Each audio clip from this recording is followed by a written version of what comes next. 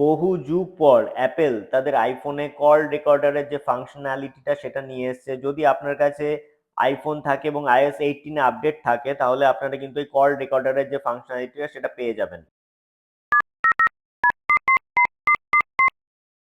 কলটা রিসিভ হয়ে যাওয়ার পরে বাঁ দিকে আমরা একটা আইকন দেখতে পারবো, সেটা ক্লিক করলে কল রেকর্ডিং এর এরকম একটা পপ আপ দেখতে পারবো, যেখানে বলা হয়েছে যে এবার থেকে আপনাদের কলগুলোকে রেকর্ড করে রাখতে পারেন এবং কলগুলো কিন্তু নোটের মধ্যে সেভ হয়ে থাকবে।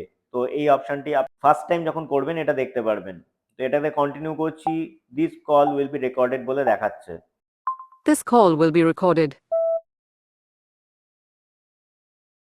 This call is no longer being recorded.